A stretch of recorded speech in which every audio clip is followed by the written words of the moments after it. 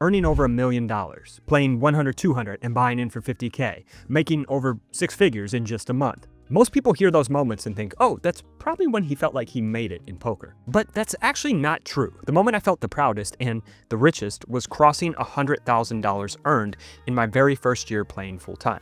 And the reason for that is because prior to poker, I was paying the bills with a $15 an hour job, passing out energy drinks out of the back of a pickup truck. After earning my first 100K, I finally felt like I could breathe and I didn't have to worry about paying for groceries or the rent or car insurance. As far as I was concerned, I was rich as hell. And so in this video, I'm going to show you literally the only 2 things I would work on if I was back trying to earn my first $100,000 playing poker. And neither of these 2 things are what I see the majority of poker players focusing on. To be clear, is watching this video alone going to make you 6 figures? Absolutely not. But if I was starting over today, broke, back passing out energy drinks out of a lifted F250, these are the 2 things I would focus on to make my first 100K.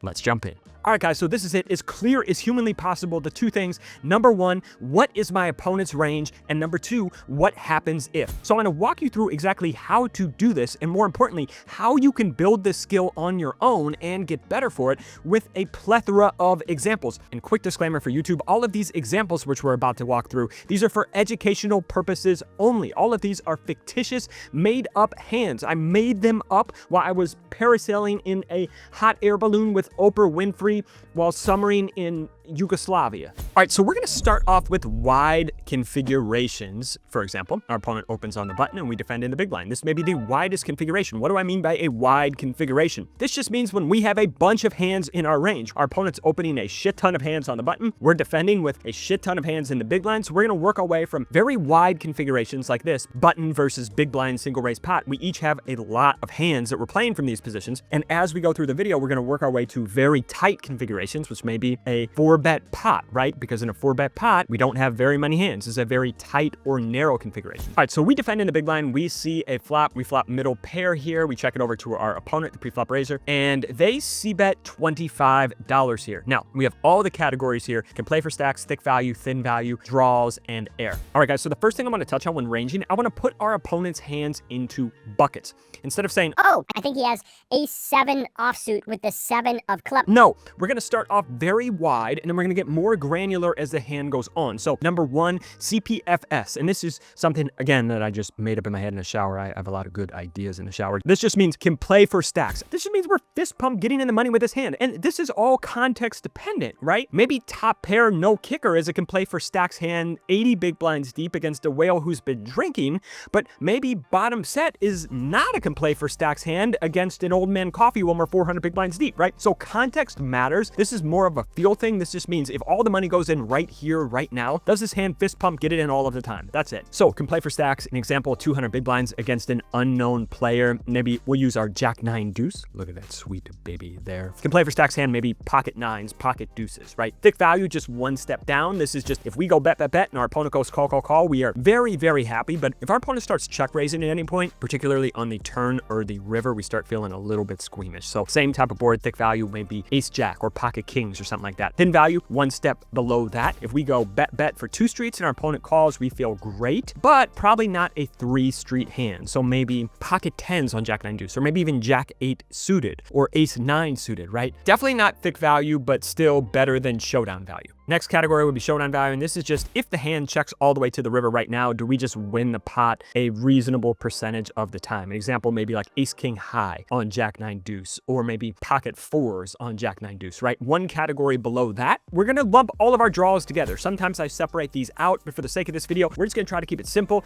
Just basically a hand that has some equity to make a better hand, a straight draw, a flush draw, whether it's a gut shot or an open-end combo draw, right? We're just kind of lumping all of our draws together for now for the sake of ranging. And finally, air just means no draw, no showdown value. And the way I like to look at this is what can we eliminate? Well, a lot of players, yours truly included, are just c-betting all of their hands as the pre-flop raiser. So at this point, I would say we probably can't conclude a whole hell of a lot. Maybe if we're against a more trappy player like Helmuth who likes to check back when he flops a set or something like that, we can eliminate some of their can play for stacks, but we don't know this player. Or maybe we're against a more passive player who just doesn't barrel when they flop air or low equity draws. We can eliminate some of those. knows? But let's just say we're against an unknown, so we can eliminate absolutely nothing. Now, we face a double barrel for a reasonable size here on the turn. At this point, can we eliminate anything? Well, let's look at play for stacks. So a lot of players here, if they have like pocket nines, pocket threes, queen nine, something like that, they would keep betting. So can play for stacks is still in there. Thick value, maybe a hand like ace queen. This hand would probably keep betting. Thin value, maybe a hand like 9x or pocket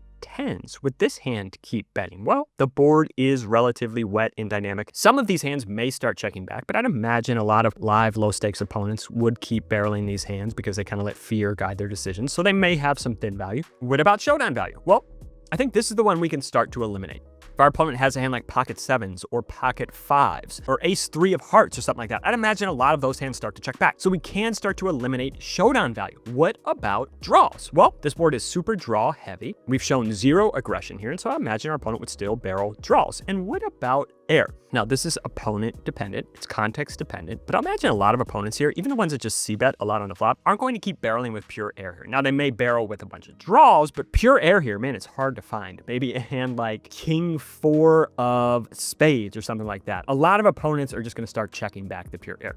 So we can eliminate some of the air, we can eliminate some of the showdown value. So we're going to call one more time. We go to a river, which is a queen, pairing the board. We check it over, and now our opponent triple barrels here on this river. Can play for stacks. Are they still betting? Can play for stacks? Well, sure. If they have a full house, they are still betting at this juncture. Thick value. Well, this one's tricky because some of their thick value hands like kings or aces or something like that have now been downgraded to maybe a thin value hand. So sure, the thick value hands now have been narrowed, I would say. The thick value hands are now like king queen and queen jack and queen 10. So yes, I think they're still betting thick value, but the amount of thick value hands they have has now shrunk. Thin value. Are they betting hands like kings or aces or tens or something like that on this river? And I would say no, most likely not. So we can eliminate thin value. We had already eliminated showdown value. They probably don't have showdown value here. Let's look at draws. Well, there's no draws because we're now on the river, so we can eliminate that. Now let's look at air. How much air do they have getting to this river? Well, busted diamond draws, busted straight draws like jack 10 or king 10 or king jack, busted club draws, busted backdoor straight draws, hands like 7-8 or 4-5 or 7-5, stuff like that. So they have quite a bit of air here. So looking at their range on this river, their range is going to be some can play for stacks, some thick value, and quite a lot of air. So now that we've got their range, we've done step 1. Step 2 is now simply ask what happens if? What happens if we fold here? Well, we put $0 more into the pot, but the question is asking, is calling or raising? Could either of these options be more positive EV than a $0 decision here, which folding would be? So what happens if we call? Well, we beat all of their air and we lose to the thick value, and air can play for stacks. And now what happens if we raise? Well, the air folds, which we already beat, and the thick value and the can play for stacks probably just snap us off. So raising doesn't seem like a good option. And to me, when walking through those 3 options here, because they do have a bunch of air in their range, and they're probably not going thin on this river, and only betting can play for stacks and thick value, which means they don't have a whole lot of value combos getting to this river. So my decision after walking through their range, after walking through what happens if, I would put in the call on this river. And you may be asking, well, Mark, what happens if this player is passive? Okay, let's walk through that. Let's say we're playing against passive plop here, and say this player is not going to c-bet when they have air or when they have showdown value. They're just only going to c-bet their value hands and their big draws. Okay. Well, so when this player c-bets on the flop here, we have can play for stacks, we have thick value, we maybe have thin value, and we have some draws. We can eliminate showdown value and air right away. And now we get a turn barrel from this passive player. We can probably eliminate thin value. We can eliminate some more of the draws. And so now at this point, they have maybe a few draws left, but their range is primarily can play for stacks and thick value. Now we get to this river and facing a triple from a passive player. We just know this guy's going to under triple barrel his draws. So getting to this river, he has very little air because some of his draws he checks back on the flop, some of his draws he checks back on the turn, and some of his draws he gives up and checks back on the river. So he just doesn't have much air here. And so his range on this river is primarily going to be can play for stacks and thick value. And so at this point, again, I'll be going through what happens if. Obviously, we don't want to raise into a range that contains those types of hands. Calling doesn't seem great because this guy doesn't have nearly as many busted draws for air. And so folding here seems like the best option against a more passive player. Obviously, very elementary, very, very simple, but I want to start off simple and we can ramp up the complexity as we go. So let's do that right now. All right, again, we are going to be in the big blind defending, and on this flop, our opponent actually checks it back. So what can we eliminate from our opponent's range here? I would say against most players, we can eliminate a lot of that can play for stacks, and we can eliminate a lot of the thick value. So the range is probably mostly going to be after they check back on a wet dynamic board. It's going to be thin value, showdown value, draws, and air. That's pretty much going to be their range. We get to the turn, and we turn an open-ended straight flush draw. We already know our opponent's range, so now the question I would be asking is, what happens if? All right, let's say we come out and bet here. How is each part of our opponent's range going to respond? Well, thin value is probably going to call, even if we choose a big size. Showdown value will probably call up to a small to medium size. Draws will probably call up to a big size here, and air is just going to fold no matter what. Now, what happens if we check? Well, if we check, I would imagine that thin value is probably going to start betting right now. A lot of their draws after we check twice is probably going to start betting right now. Showdown value could go either way. A lot of guys will just check back here with showdown value, but some guys will take a hand like ace-3 or pocket fours or something like that, and they'll just start betting here because they don't want to give us an overcard if we have like ace-jack or something like that, and they don't want to see a bad river card roll off. And then with air, once we check twice, unless you're the most passive player in the world, a lot of players will start taking a stab with air right here, right now, just trying to fold us off a hand like ace high.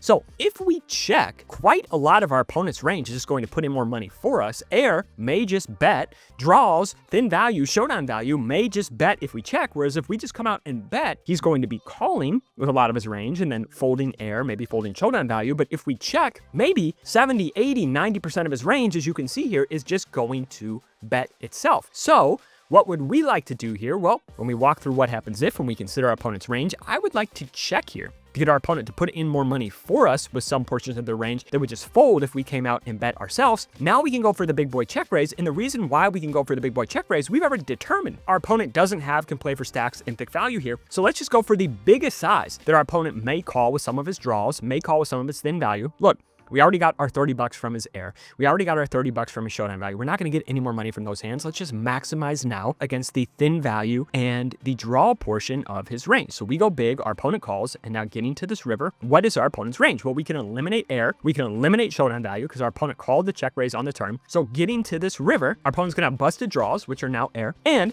our opponent's going to have some thin value. Maybe some 9x, pocket 10s, pocket jacks, something like that. And sure, occasionally, they could have a weak queen here that upgraded to thick value on this river. Occasionally, could be true. So what happens if on this river when considering our opponent's range? We have a couple options here. We can check, we can go small, we can go large. What happens if we check? Well, if we check here, our opponent's going to check back with all of their thin value and we're going to lose. Our opponent may bet if they back into a weak queen here occasionally, so maybe they would bet sometimes with their trips, but I don't know. I see players here just sometimes check back if they have a hand like queen 8 suited or something like that after we check raise the turn. So I'd imagine they're going to check back with their thin value and even their thick value at a reasonable frequency here. And then what are they going to do with their air? Well, their air may stab occasionally, but most live low stakes players lean more on the passive side than the aggressive side, especially when we've taken a turn check raise line. So I'd imagine they're just going to check back here at a high frequency with their entire range we've assigned them, which means if this goes check, check, well, we are never winning this pot with 5 high. So what happens if we bet small? Betting small here is a reasonable option. If we bet small, we just fold out all of our opponent's air. We lose the minimum when our opponent has a queen because they're never folding a queen, right? They snap us off with queen X. And they probably call here when we have like 10s or jacks or something like that. So this seems reasonable. We could fold our opponent's air and get a very cheap price on our bluff. Other option here on this river may just be shoving in all of the money and just trying to get them to fold jacks, 10s, 9x at a very high frequency, right? If we get them to fold this stuff at 80 to 90%, and we get snapped off by trip queens 10, 5% of the time, whatever, still going to have a very profitable play here. So those are the two options I kind of like on this river, either going very small, trying to fold out the air, or going very, very large and trying to fold anything but a queen. And remember, when they check back the flop, they just don't have a whole hell of a lot of queen X in the range, particularly when a queen pairs on the river. They're just not going to have many trips here. So again, this is how I like to walk through it, winnowing down their range throughout the hand, and then just simply asking what happens if. All right, well, what if we played this same spot, but we had a value hand instead of a bluff? Well, same thought process here on the turn. Their range primarily going to be thin value, draws, and air. So I would want to check again here with a value hand for the same reasons why we would want to check when we have a bluff, because that's the best way to get our opponent to start putting in more money with the majority of their range. We still want to go for the same check raise size, right? Because our bluffs and our value have the same size on this turn, which is get our opponent to put in the most amount of money possible right here, right now. Now on the river, this is where our goals diverge. So again, what happens if on this river we just walk through it with a bluff? Same thing with value. If we check, our opponent's going to check back at a pretty high frequency here, most likely. We come out and bet small. We get snapped off by the trip queens and the 9x and pocket 10s in the air folds. If we come out and bet very large, maybe we get everything to fold except the rare trip queens they have. So maybe here our goal is to make sure that we get the maximum from hands like ace 9, king 9, pocket 10s, pocket jacks, all of that type of stuff. And so maybe here the best size we could do that, maybe 400, 450, maybe even 500, pushing the edge, something like that, trying to get value against the thin value portion of our opponent's range, which thin value and air are going to be the majority of their range getting to this river. If you put these 2 steps into practice right now, can I promise you're going to make 100 grand over the next year, or bump your win rate to $75 or $100 or $150 an hour? Absolutely not. But if this stuff is starting to click for you and you want myself, Gethen, our team of coaches who have earned multiple millions of dollars playing live, to take a look at your game and give you personal feedback, right? If you want to be put on the spot like this, where we walk you through a hand and you range the opponent and we walk through this thought process and help you build the thought process that I am demonstrating right here. If you want our help to build this, that's what we built our 5-day small group coaching program for. It's called Basecamp. It's highly interactive. It's super tactical. We're not going to focus on a bunch of rah-rah mindset, woo-woo BS. Nothing wrong with that. That's just not what we focus on. We focus on building your actual thought process at the table. So the next time you're playing a big pot and you're in the heat of the moment, you have something to fall back on. You can actually range your opponent and ask what happens if in 15, 30, 40 seconds. So you're not the guy sitting there tanking, panicking, wondering what to do while everybody at the table is checking their watch and debating, calling clock on the guy for taking so long. No, that's not you. Instead, you're cool, calm, collected. You have a repeatable thought process, just like I'm showing you in this video, that you can rely on in the moment. And our team of coaches, these are all crushers. Just for context, guys, I'm paying our team of coaches about 1.2 million this year. You may be like, wow, that's a lot of money. And yes, I agree, it is, but it takes real money to get guys who are actually crushing in live games to stop crushing in live games and to come coach with our team. These are real vetted crushers. Our co-founder, my friend Gethen, was my own personal coach, the only poker coach I've ever had. So anyway, it's interactive, it's highly tactical, but it's all virtual, so you can show up in your underwear if you want. Just don't tell us you're in your underwear, right? Keep the camera above your, I may be in my underwear right now. I'm not telling anybody. It's 5 days, 2 to 3 hours a day. You get our feedback in real time, and we help you put all of this into practice. If that at all sounds interesting, check out our 5-day Basecamp. All right, next one, button's gonna open. We defend in the big blind with king queen this time, flop middle pair. We're gonna defend to a c-bet. Again, can't really eliminate much of our opponent's range when they just c-bet on this board, but once they double barrel here, when the flush comes in, at this point, we can probably start eliminating all types of stuff. They still can play for stacks like flushes here. They may still have thick value like sets and 2 pair. Thin value, probably start to eliminate the thin value, right? If they have like a weak ace here, they're probably not still betting when the Broadway straight and the flush comes in. Draws, well, not a whole lot of draws here, right? The flush draw just got there. All of their straight draws that had a 10 in it just made a pair. We can probably start to cross off quite a few of the draws here. We can probably start to cross off the thin value. We can probably start to cross off the air. So what is their range here? It's probably mostly going to be thick value and can play for stacks. Well, we have the king of spades in our hand. We're getting a decent price. We got a lot of money behind, so we're going to call. We see a river, and now our opponent triple barrels. Again, what is their range here on this river? Probably just primarily going to be can play for stacks and thick value, right? They have a ton of can play for stacks hands, a ton of flushes that may just open on the button. Maybe hands like jack 8 of spades. Maybe hands like 5, 6 of spades, right? They got a ton of flushes here, and then they have sets as well, right? Pocket queens, pocket aces, pocket 7s, ace queen, ace 10, queen 10, right? They just have a ton of can play for stacks and thick value here. No draws because we're on the river. Not really much air because what air is still double barreling the turn here? Not a whole lot of air that's easy to assign in their range. Probably not really any thin value or showdown value. So their range here, thick value and can play for stacks. So what do? We want to fold. Okay, we've been playing these wide range spots. Let's make it a little bit narrower here. Now we're gonna face an open from under the gun. So I'm gonna show you why this matters, right? Why does it matter if they open from early position versus on the button? So same type of situation here. Now our opponent c-bets. Can't really eliminate a whole lot from his range yet, but now he double barrels on the turn. And on this turn, let's think about what we can eliminate. Well, we can eliminate a lot of the air, and we can eliminate a lot of the draws, and we can eliminate a lot of the thin value, just like we talked about in the previous example, right? Not a lot of draws because the flush has gotten there. The Broadway straight has come in. hands. So if they did have a hand like Jack 10, they've now made a pair. A lot of players may just check back because now that's showdown value. So not a lot of draws, not a lot of air, not a lot of showdown value, not a lot of thin value. Their ace-x hands may just check back here. They do still have thick value, right? We've got a bunch of thick value hands like pocket queens, ace queen, ace 10, maybe even pocket 10s that range bet on the flop, right? They still have a lot of thick value here. But do they can play for stacks? Do they have flushes? Well, yeah, of course they have flushes, right? Let's think about this. They open from the low jack, and if we're playing against a reasonable player, what does their open range look like from the low jack? Well, it's going to be a whole hell of a lot tighter than the button. And so let's think about what reasonable flushes they could have here. Now, if they're a loose, kind of splashy player, might they have flushes? Sure. But against a typical 2-5 player, let's walk through what flushes they have.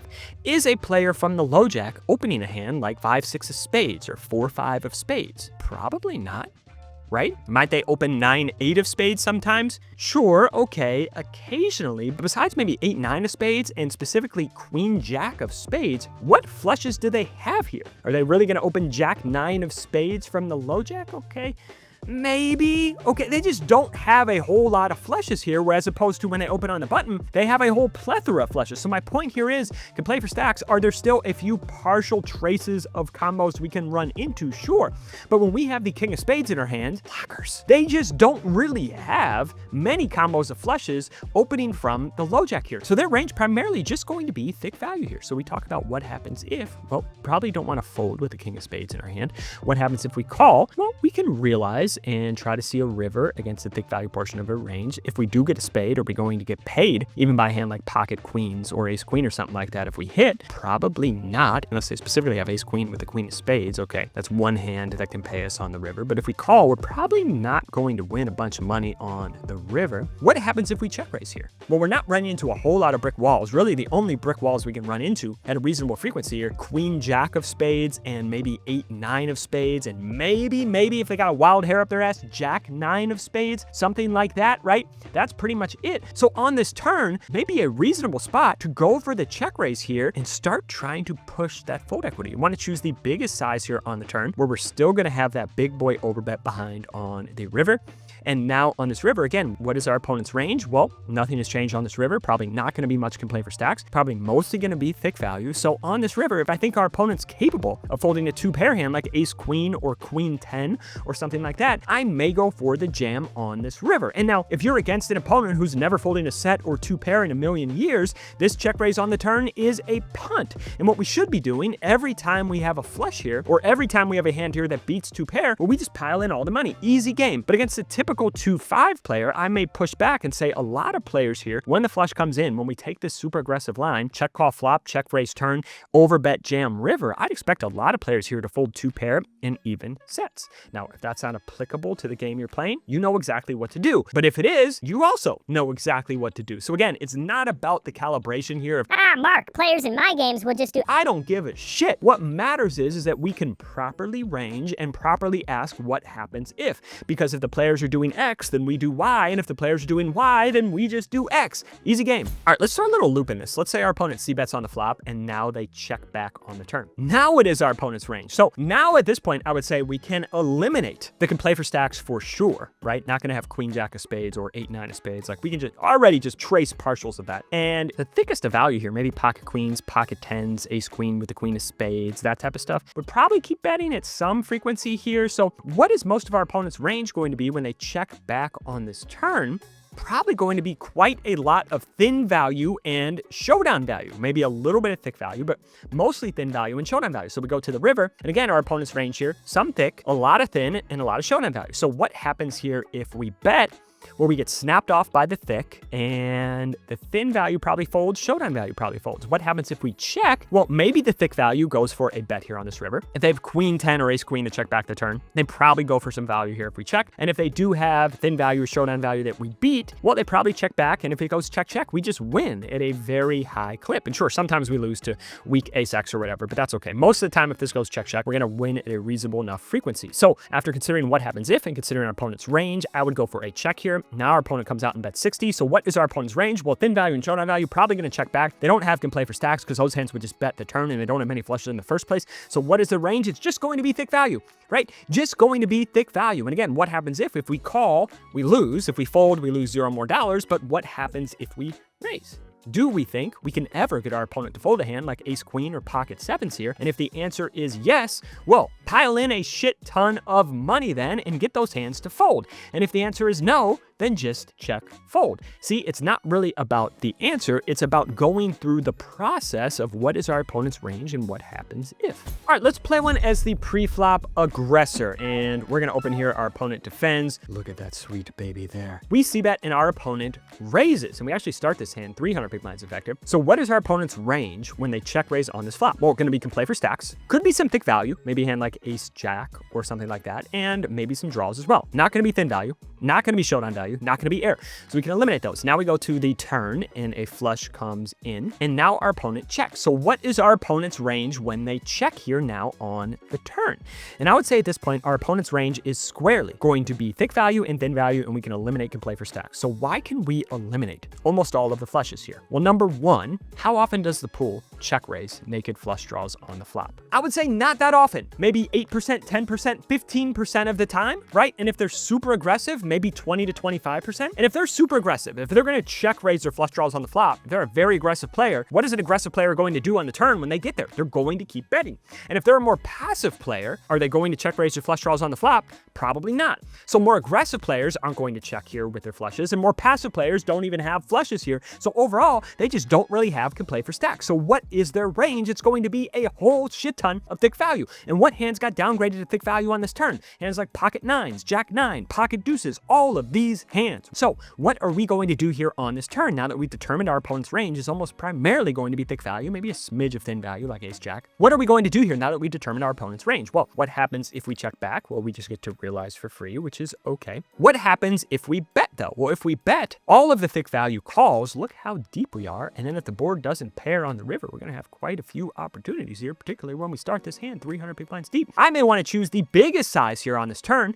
that a hand like jack nine is going to call. We leave that big boy chunky overbet on the river. Again, getting to the river, our opponent's range still thick value. And then what are we going to do? We just shove in that nearly $1,100 into an $800 pot, and we get our opponent to fold the jack nine, the pocket deuces, the pocket nines, all of that stuff because the flush did come in. And if you're thinking here, well, Mark, my opponents aren't going to fold. Again, I don't care, right? If your opponents aren't going to fold, we know what to do with our bluff here on this turn. We just check back on the turn and we realize for free. But I would challenge you, if your opponents here are never folding jack nine or pocket deuces, that means when you have a 6 high flush here, you need to be putting in $1,500. And if you're not putting in $1,500 with a 6 high flush here, that means, well, you probably don't genuinely believe that your opponents are going to call you with jack nine. So what does that mean we should do with our bluffs? Same spot, our opponent check raises, but now the turn pairs the board and our opponent checks. What is their range now? Is it just going to be thick value?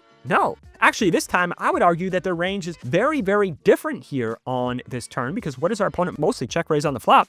2 pair and sets. And now a lot of these hands have made an invulnerable super nuts hand, quads or a boat, right? They now have quite a lot of nutted hands. Why might they check when the board pairs? Well, because now they have nothing to be scared of. They don't have to worry about a draw coming in. And typically, when the pool slow plays is when their hand is invulnerable, when it's the super nuts. When they fast play is when they're worried about their hand shriveling up in value, some type of draw coming in that's going to prevent them from getting paid. So at this point, they don't have to worry about that. And so I would say their range here is going to be primarily can play for stacks, hands like pocket nines, pocket deuces, maybe a little bit of thick value, jack nine, ace jack, although I would imagine those hands would keep betting at some frequency here on the turn. And then some draws that got a wild hair up their ass on the flop that have now slowed down since the turn has paired. So you sort of have some combo draws here, maybe some ace high flush draws, that type of stuff, which would slow down when the board paired. So what should we do on this turn when our opponent checks? They've got some draws, they've got some thick value, they've got some can play for stacks. What do we want to do with our hand? Well, our opponent is uncapped here, so I may like to go small. And this does a couple of things. Number one, this ensures our opponent sticks around with their draws, and generally, opponents get more elastic, which means much more price sensitive with their draws when the board pairs, because now they know, well, even if I make my draw, I don't make the nuts, I could still be coolered. And so they become much more price sensitive even with hands like ace 3 of spades here because the board is now paired. So by going small, we keep the draws in, we give them a chance to start getting greedy with their can play for stacks hands like pocket nines or pocket deuces, right? We give them a chance to start putting in more money, and we just make sure those draws stick around. And now getting to this river, what is our opponent's range? Well, they still have some can play for stacks. They can play for stacks is not going to always check raise the turn when it is an invulnerable super nutted hand. Of course, going small does have another benefit. Even when our opponent doesn't check raise the turn, they may just come out and donk the river some of the time because they don't want this river to go check when we go small in the turn. The smaller the turn sizing you use, the greater the chance that our opponent will just come out and get impatient and donk the river themselves. So we use a big boy turn over bet size. They're just like, oh, this guy's gonna always bet the river. I'm just gonna check and let them bluff, whatever. But we didn't do that, so it increased the chance they donk. But they still do have some can play for stacks, some thick value, and then they've got some busted draws that have now been downgraded to air. So what do we do on this river? What happens if we check back? Well, we just lose all the time. What happens if we go big? Well, they just slam the money in our faces with their can play for stacks and snap us off with their thick value, their ace jack and jack nine. What happens if we go very small in this river? Well, we fold out all of the ace high flush draws, the combo draws like queen 10 of spades, king 10 of spades, that type of stuff. All of that stuff folds. And so we fold out the air for a very cheap price and we lose the minimum against the nutted portion of the range. So on this particular board, I may go very small on this river with my 10 high versus the previous example where I wanted to go very big. Again, just asking what is our opponent's range and what happens if. You guys are going to get so sick of this. Mark, you always talk about heads-up pots, and in my games, in the games I play, the pots always go 3, 4, 5. Watch this, big boy. Pro opens, and fish 1 and fish 2 are going to call. We're going to defend in the big blind. Flop comes ace 7, 5, and a pro is going to c-bet now into 1, 2, 3 other players. What is this guy's range when he c-bets on this flop? Remember, this is a pro. This is not some just random donkey. What is his range? And I would say here, his range is primarily going to be can play for stacks, thick value, and draws. We can eliminate thin value. We can eliminate showdown value. We can eliminate air from his range when he c-bets into this many people in a aware player. So already, thick value can play for stacks and maybe some big draws. And now a fish calls next to act. This guy may be the most clueless fish in the world, but still, what is his range? What can we eliminate? Probably air, probably showdown value. What else can we eliminate? Can we eliminate can play for stacks? Might he fast play on this board? Well, I'm glad you asked. This is the one spot, guys. When a player calls next to act, where there are multiple players behind him, including fish 2 and us, the hero in the big blind, where even on a more dynamic board, you may see players trap with super strong, kind of nutted, vulnerable hands here. I see players trap here all the time with hands like pocket 7s, pocket 5s, ace 7, ace 5, etc. Because they get greedy, they want the 2 players behind them to come into the pot. So fish 1's range here is going to be can play for stacks, thick value, thin value, and draws. And so we have 2 very strong ranges here. So what should we do? In the big line, remember, the pro's range is going to be super strong. The fish has some traps in their range, and still, even if they're clueless, they're still going to have a lot of ace X here. So what should we do from the big blind? And if you guessed fold, you win exactly 12 cents. Next time you see me, I'll give you 12 cents. We should just fold in this spot. Okay, let's look at a slightly different one. Now a fish raises, a fish calls, we flat on the button, and another fish calls in the big blind. So we are 4 ways with 3 fish, and now the first fish bets into 3 other people. Is this fish's range stronger or weaker than when a pro bets into 3 people? And I would argue here that it is weaker because the fish just has less clue what's going on, right? So I would say here, yeah, we could probably eliminate showdown value. We can probably eliminate air, but a lot of fish here will just monkey stab with thin value. So going to be a little bit wider range. You're going to have can play for stacks, thick value, thin value, maybe some draws. And now the fish next to act folds and facing one range that is a little bit weaker than before. I would be calling here versus the last example, which to me was a clear-cut fold. Now this fish overcalls, and now fish 1 checks. What can we eliminate from fish 1's range? Probably could play for stacks, probably some thick value. So what is the range? Mostly going to be thin value and some draws. We elect to check this one back here. Fish 3 could certainly have us beat with a stronger ace here. So we're going to check this back. And now fish 3 checks. What is fish 3's range here now getting to this river? Probably we can eliminate thick value. We can eliminate can play for stacks, maybe some air, maybe some thin value. And now fish 1 checks again. What is their range going to be? Maybe some air, maybe some thin value. So what should we do here against 2 ranges that are primarily thin value and air?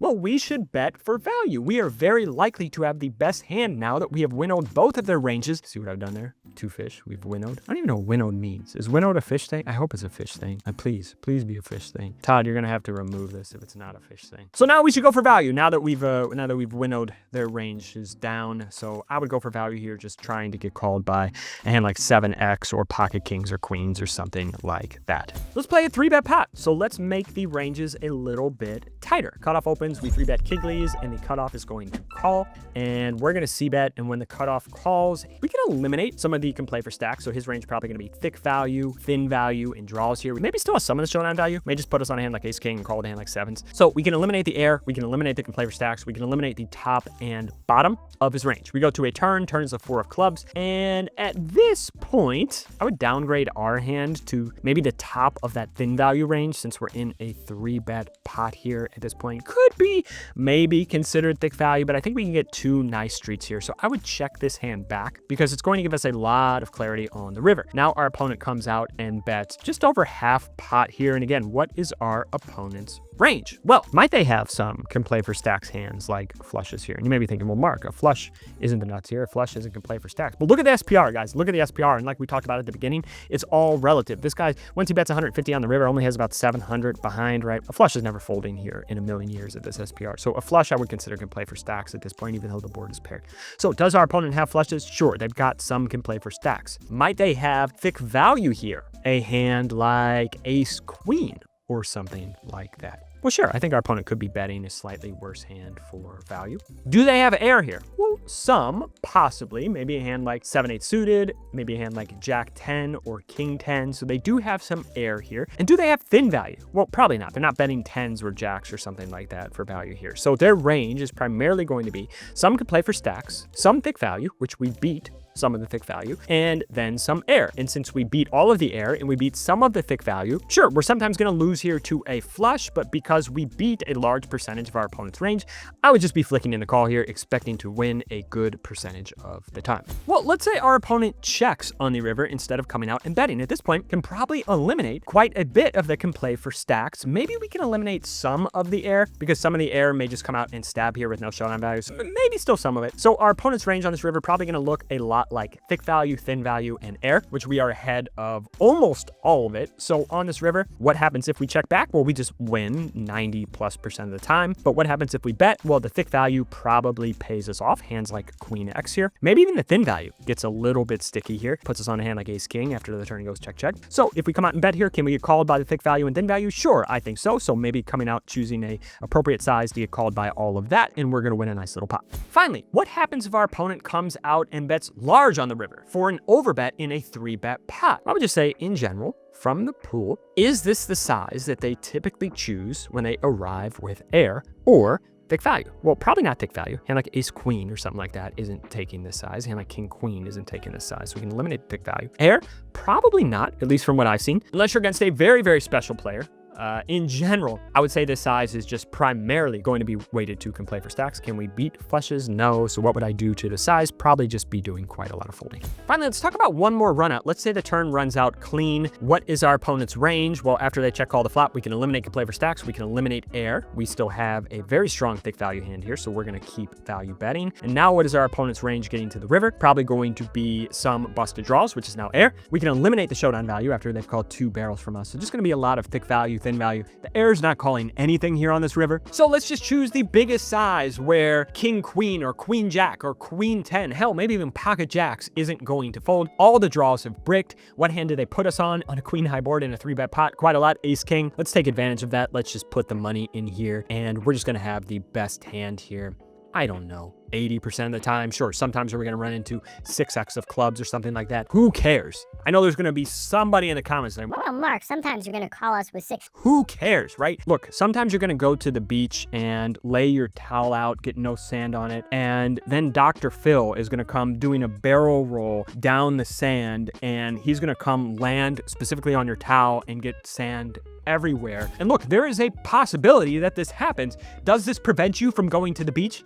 Let's make the configuration even tighter. We open from the low jack, hijack 3 bets, and in an early position configuration, just gonna call with pocket jacks here. We check our opponent's C bets. What is our opponent's range? Well, they may just be C betting their range here, so we can't really eliminate much, but we already know range is gonna be much tighter, right, than say a button versus big blind single raise pot. Now we go to the turn, we check it over. Our opponent double barrels here on this turn. Now what is our opponent's range? So I say we can eliminate air, we can eliminate showdown value, may be able to eliminate thin value. So our opponent's range at this point is going to be draws, thick value, and can play for stacks. What is their worst thick value hand here? Maybe a hand like pocket 10s, right? But they've certainly got queens kings, aces. If they got 10s, they probably have 9s, right? So quite a lot of thick value. Some can play for stacks here, and then they've got some big draws as well. We get to the river, and now we check it over once again, and our opponent jams here on this river. What is our opponent's range? Well, once again, now those draws have turned into air, but let's think about how much air our opponent has when they 3-bet us. Low jack versus hijack, early versus early. How much air do they have?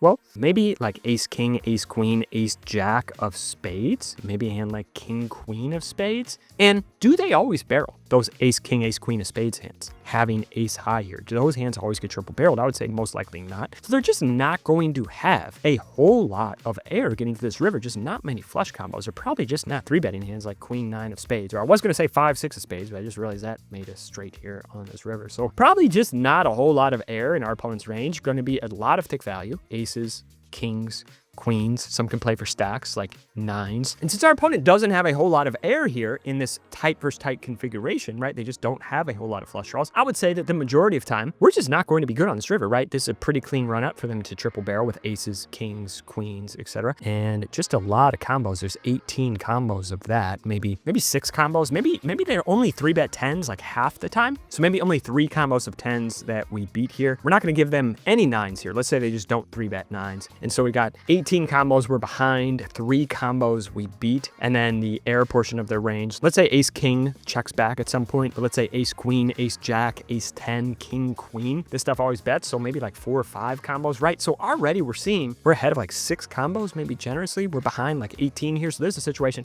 I'd probably just be folding pocket jacks because of our opponent's range. Let's put a slight spin on it here. They 3-bet us again, but this time on the flop they check back. So what is our opponent's range? Well, probably not a lot of thick value. Their overpairs just keep betting. Probably not much can play for stacks unless we consider aces or kings. Maybe can play for stacks here. Maybe we would consider that in this configuration. But either way, not a whole lot of thick value or can play for stacks. Not a lot of thin value. Like what type of thin value hands do they have that 3-bet in this configuration, right?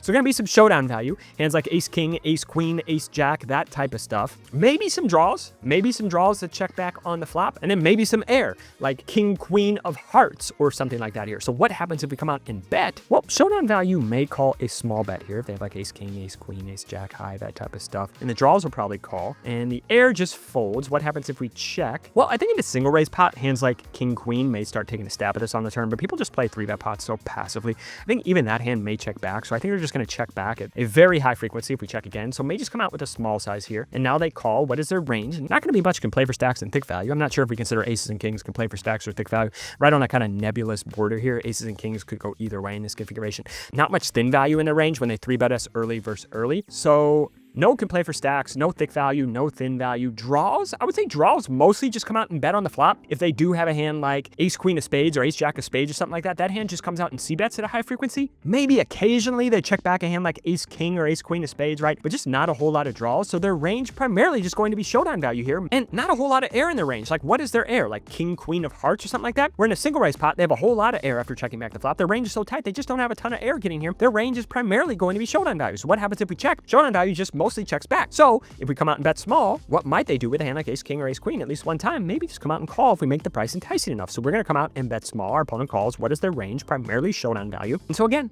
on this river, what is the range showdown value, and what happens if? Or if we go big, our opponent just folds. Now, I think 2 interesting options here. Going very small here with kind of an insultingly small bet, trying to price them in with a hand like ace king or ace queen or something like that, or just checking, giving them a chance to turn like ace king with a king of spades into a bluff or something like that is also viable. But I think opponents just lean a little bit too much on the passive side, so I just may go very small here, maybe 100, maybe even smaller, maybe just go like 80 or something here, try to price them in with ace king. Our opponent raises here, and they raise to a small size. Well, what is our opponent's range? Primarily just showdown value, right? What were they going to do with their draws on the flop? Probably just bet when they have like ace king or ace queen of spades, right? So what does this feel like? Well, we have their range. Their range is primarily going to be showdown value. What hand may do this? Maybe a hand like ace king with the ace of spades or something like that. So this is a situation where I may get pretty sticky, snap them off and say, hey, if you got a flush, show me the flush. But I think I'm probably good here, big boy. All right, next one. And the cutoff is going to open. We're going to 3-bet the second best hand in poker. And now the big blind is going to cold call. And so we're going to see a flop against a cold caller here. And our opponent checks. We're going to c-bet and they call. So what is their range? Well, not going to be air. Not really many draws on this board, especially when they cold call. Not really any thin value, except maybe a hand like pocket eights if they even cold call that.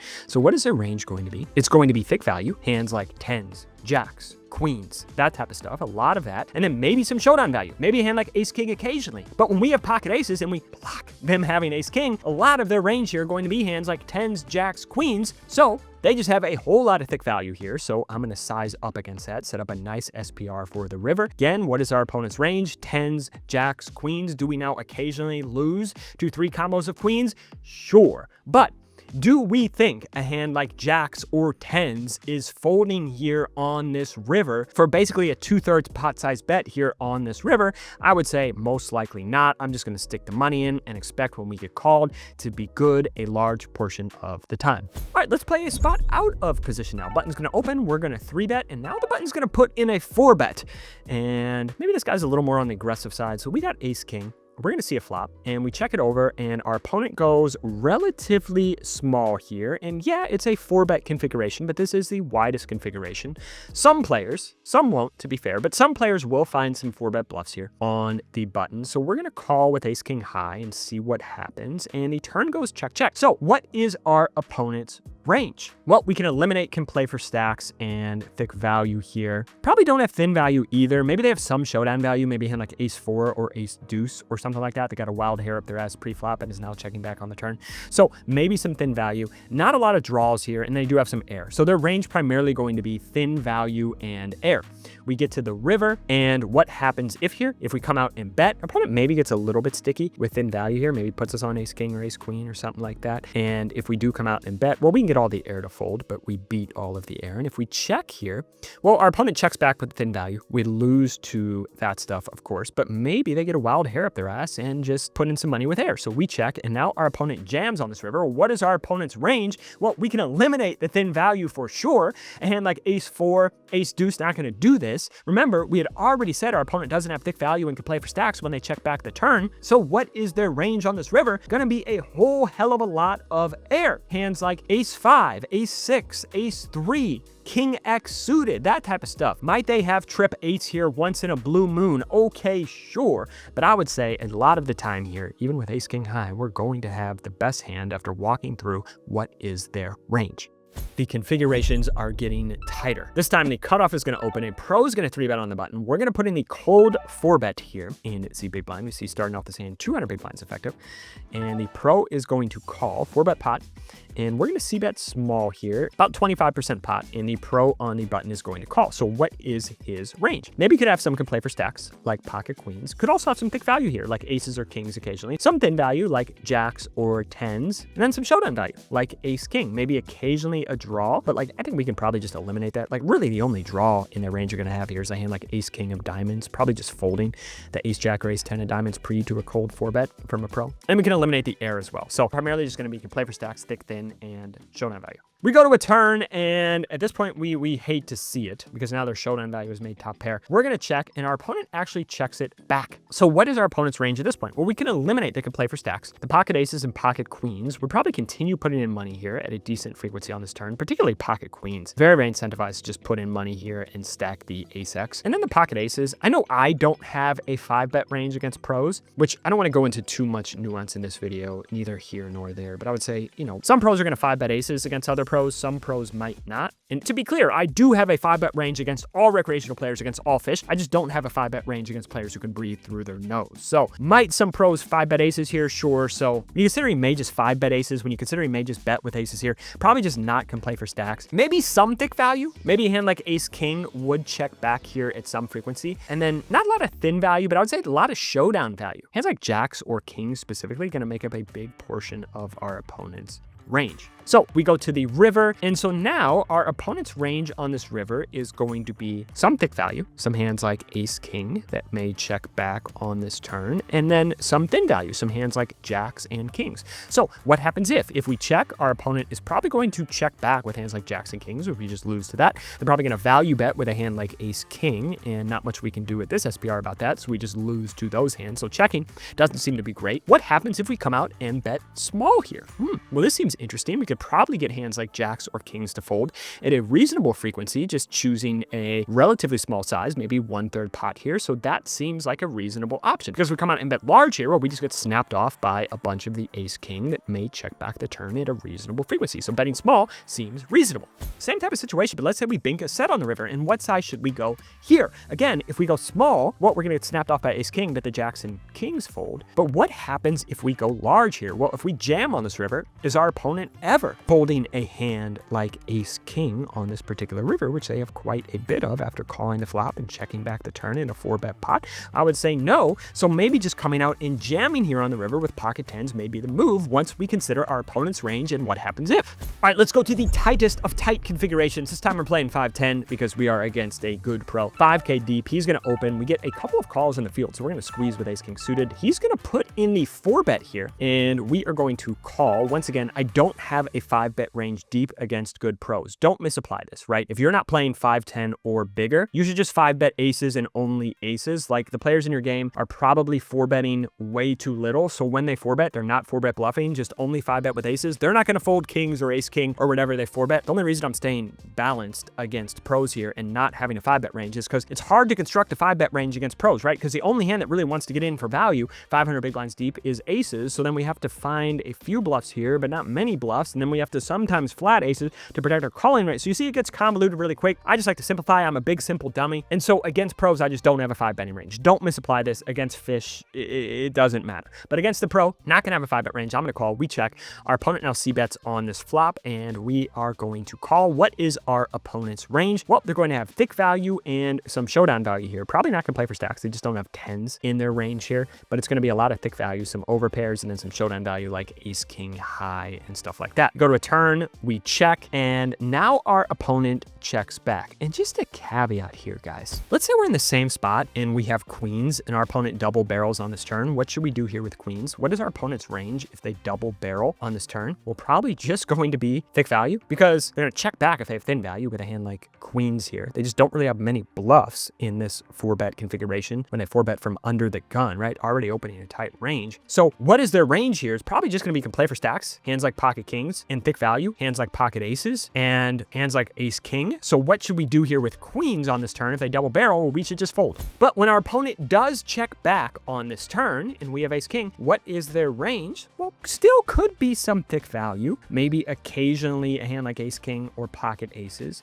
and then some thin value, hands like queens or jacks occasionally, although I doubt jacks even get 4-bet at pure frequency here. So going to be a lot of queens, maybe some ace king or aces. Probably the kings just keep putting in money here, trying to cooler a hand like aces or ace king. Probably doesn't really have can play for stacks. Probably a lot of thick value and thin value here, and pretty much nothing else. We go to the river. What happens if on this river? Well, if we check here, our opponent is going to bet with hands like ace king and pocket aces, but they're probably just going to check back with hands like queens. And if we do think they have jacks, probably just going to check back that as well. So a couple options here. Maybe we want to go small on this river to price in our opponent when they have queens, or maybe a couple combos of jacks here. And then if we chop with ace king or get value on by pocket aces occasionally, that's okay. Other option here, which I think is worth considering, is if we don't think our opponent really has jacks here. If they just have queens, ace king, and aces, remember, they don't really have kings because they check back the turn. If they just have queens, ace king, and aces, well, yeah, maybe we miss out on getting value from queens if we check here, but it's pretty interesting because what's our opponent going to do if we check? Well, they're probably going to bet for value with hands like ace king that check back the turn or pocket aces that check back the turn. And then what can we do on this river? Well, if we think our opponent just doesn't really have tens because they wouldn't 4-bet that hand, it doesn't really have kings because they keep putting in money when they're this deep, just trying to cooler us when we have a hand like tens or ace king or pocket aces. So primarily their range on this river is really only going to be a chop or pocket aces. And in this situation, we can certainly have pocket tens in full. We could probably have pocket kings as well in full playing this way. So what does this look like if we check raise the river? Look, we got so excited to check raise this river. We actually put in more money than our stat. I don't know if this is legal. We put in 4620. We only had 4420. This program is so good. Hold'em manager is so good. Look how good it is. We just check raise for more than the amount of money we had. But either way, I think this gets our opponent to fold a bunch of chops and a bunch of pocket aces here, which is really, really nice. All right, guys, that's it. Two things. What is their range and what happens if? If you want our help implementing this into your game, that's what our 5-day small coaching program is for. It is called Basecamp. We work with you for 2 to 3 hours a day for 5 days straight. It is interactive, it is highly tactical, but it is virtual, so you show up in your living room in your pajamas or underwear if you want. If that at all sounds interesting, you want our help implementing this into your game. You're able to ask us questions, you get put on the spot, you get to interact with us. Check out our 5-day Basecamp. Either way, hope this video turns you into the biggest boy possible. Thank you guys and have a gentle day.